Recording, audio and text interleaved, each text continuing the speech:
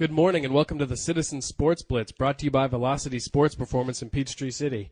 I'm Mike Boylan, sports editor for the Citizen News, and with me as always is sports staff writer Kevin Wandra. Good morning. We saw some exciting games last night, so let's just get right to it. I went and saw Whitewater beat Banneker 20-12. It was Whitewater's homecoming. It was their third win in a row, Kevin. They're 3-0 against the Fulton teams, and I know Coach McCurry has got to be ecstatic over the way his team's playing. There was a big difference in the team, too. I saw them play a couple weeks ago, and they were having trouble moving the ball. You know, their defense looked good, their special teams were good, but that offense was really sputtering. Not anymore. Mm-hmm. They got Sam Ernst back on the offensive line, which Coach McCurry thinks is huge. The line's maturing, they're getting experience, and it's really opened it up for running backs like Thomas Frierson. He had 2 touchdowns last night. Colin Woody's getting some good runs. Chris Asbury got some runs late. Austin Faulkner, they were all doing well.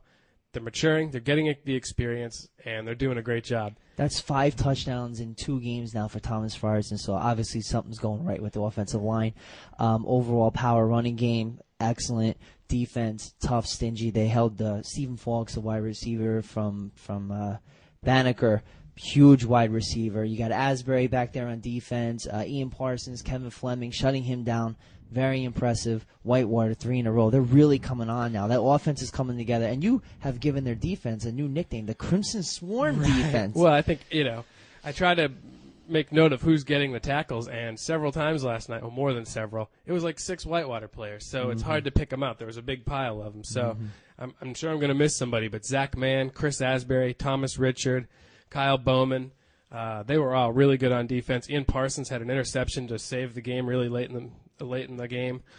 They all did great. They gave up 2 big plays last night, and that was it. Somebody reported to me that other than the touchdown plays of 80 and 75 yards, it was negative 8 yards for Banneker. So that's 147 yards total. And this is a team that put it on Stars Mill last week. So that's really outstanding. And if you've got a great defense, a functional offense, when they were more than functional last night, you're going to have a successful season. And like we said, that's 3 wins in a row, all against the Fulton teams. That's big. You know what they say, if you can run the football and play tough defense, you can go a long way, and everything seems to be working right now for Whitewater. And their special teams have been outstanding all year, too, so everything is definitely coming together for a red-hot Whitewater squad. Yeah, they played very well. I guess I have to start picking them now. I'll have to check with the fans and see if that's okay. Yeah, you're kind of forced to, man.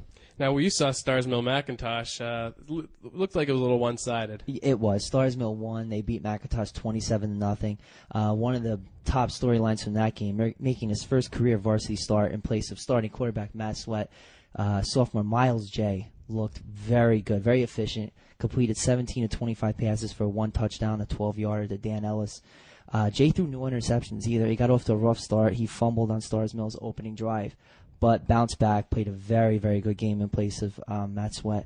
Also, running back, Parker DuPont. We always talk about him at linebacker, but he ran for over 100 yards last night. He had 2 touchdowns. Spencer Penson, he had a touchdown for Stars Mill as well.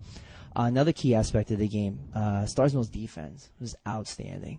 It held McIntosh to 113 total yards, including only 4 yards passing. A key part of their defense last night was, for the first time in a long time, defensive coordinator Glenn Griffin, he's usually in the box. He was on the sidelines last night, and obviously that change worked. And also with Stars Mill's defense, the heart and soul of any 3-4 defense, which Stars Mill plays, is the linebackers. And Stephen Roberts is one of the most underrated players in the region. So what impressive victory for Stars Mill.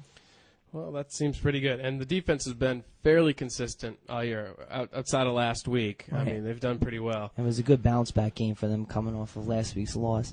And, going back to Jay with that spread offense, you have those quick-hitting passes, slants, screens.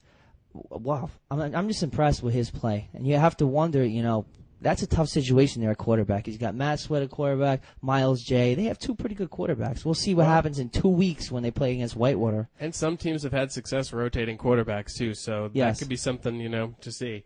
We'll take a quick break and be right back and talk about the other games. Velocity-trained athletes, from beginners to professionals, are getting maximum results with scientifically advanced performance training. Visit www.velocitysp.com/PTC for more information. X Playground's your source for all things football. Watch all the NFL games with the main game on a 146-inch screen. Fantasy players, bring your laptop for Wi-Fi. Try X Playground's Good Pizza, located next to Talbot Bank in Peachtree City, xplayground.biz. Welcome back to the Citizen Sports Blitz, brought to you by Velocity Sports Performance in Peachtree City. Now we got to talk about Sandy Creek. They lost 17 to 16, to Cartersville last night. And what's weird about this game is they were up 16-7 at half. And second half they were limited to 60 yards of offense. They only had 181 yards total. So that's kind of disappointing for the Patriots.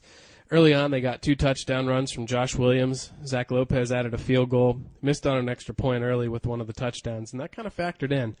The defense once again looked pretty good for Creek. What do you know about them? Passing game for Sandy Creek. That's what stands out about this game. They only had 81 yards passing.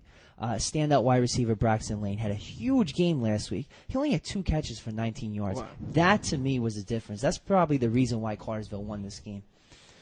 Well, and like we said, the defense for Sandy Creek played okay. I mean, if you can hold Cartersville to 17 points, that's usually good enough. Right, and Solomon active as usual with the 17 tackles. Brandon Putnam, another great game, 9 tackles. Zach Hilton, 9 tackles. I don't think the problem is their defense. Their offense is so on and off, and this week it seemed to be off. At least the passing game was. Well, Mike Spalding had an interception last night for Sandy Creek, and there were 82 total team tackles. So you're right, the defense isn't the problem. It's just getting that offense consistent. And they're going to try to get it going versus Central Carroll next week. Now, another game last night was Landmark at home versus Bowden. And we thought this would be a lot closer than it was. Landmark won 38-0. Tanner Bryant throws 4 touchdown passes, 2 to Matt Thornton, 2 to Jimmy Eden. They get a touchdown run by Walter Leonard.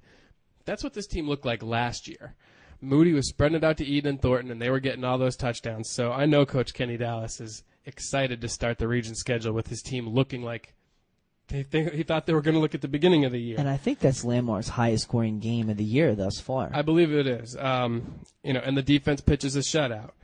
So the linebackers, Luke Griffith, Andrew Glaze, Brock Pollard, they're all playing great ball. And that's exactly how you want to enter your region schedule. Because you got that big game November 2nd against Elka that could probably decide the region title. Right. This has to be the best game Landmark has played all year. Overall, both sides of the football. Well, I think we might have commented on it before how, the Landmark track team doesn't care about the early season events. They just want to know how they're going to finish. And I think the football teams adopted that mentality too. You challenge yourself early in the season, and the chips fall where they may. But when you start that region schedule, you're playing your best ball. And it looks like that's what's happening for Landmark. And that offense is dangerous. Tanner Bryant at quarterback, 4 touchdown passes last night. Then you got the standout receivers, Matt Thornton, Jimmy Eden, Walter Leonard at running back. They have a potent offense. Yeah, they have a really potent receiver offense. too. So they really do. And Jimmy Eden is one of the top receivers. If you hadn't had a chance to see him play yet, you really need to go see it. It's amazing. I think you'd like him. He's like a Wes Welker, Wayne Corbett type guy. And Kenny Dallas probably has a big Kool-Aid smile on his face this morning, coming off a 38-0 win.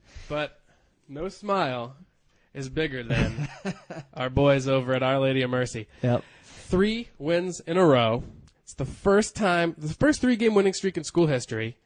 3 wins is the most ever they've ever had in a season, and their points in a single game has been eclipsed for the 3rd straight game. They had 44 points last night. They win 44-34 over Glasscock County. William Pearl connects with Jarrell Bankhead 3 times. Dominique McDermott has 2 touchdowns. Christian Willis adds a touchdown. They have 284 yards rushing, 118 yards passing, and that offense is really clicking. They are explosive. Now, going into this game, Pinnabel was worried about Glasscock County's running backs, and obviously he had reason to worry about them. They had 350 yards rushing, but they only had 81 yards passing. That defense bent, but it didn't break. Will Simmons has 12 tackles. Tommy Kearns adds 9. Willis, McDermott, and Bankhead, not only are they getting it done offensively, they get 7 tackles apiece. And McDermott adds an interception to it. So, Mercy is just cruising. They're going to enter next week's game, which is against Elka, Eagles Landing Christian Academy, which is going to be probably their toughest game ever. But they're riding a huge high. Bankhead, McDermott, and Willis, do they do everything? Do they clean the field? Are they trainers too? They do everything for this team. McDermott with the 2 touchdowns. He had an interception, 7 tackles. Wow. Yeah, what a game for Murray. And you know what, Mike, too? I got a phone call this morning. Oh. Pope Benedict. Oh, a phone call. He called me. He said he's very impressed with Mercy, especially their offense. He called their offense, quote, heavenly, end quote. he's like, wow, I love hearing about Mercy every week. So what a guy. Well, yes. That takes us to the end of our show. Go to the Dragon Boat races today. Team Citizen will be there. We'll see you Wednesday. See ya.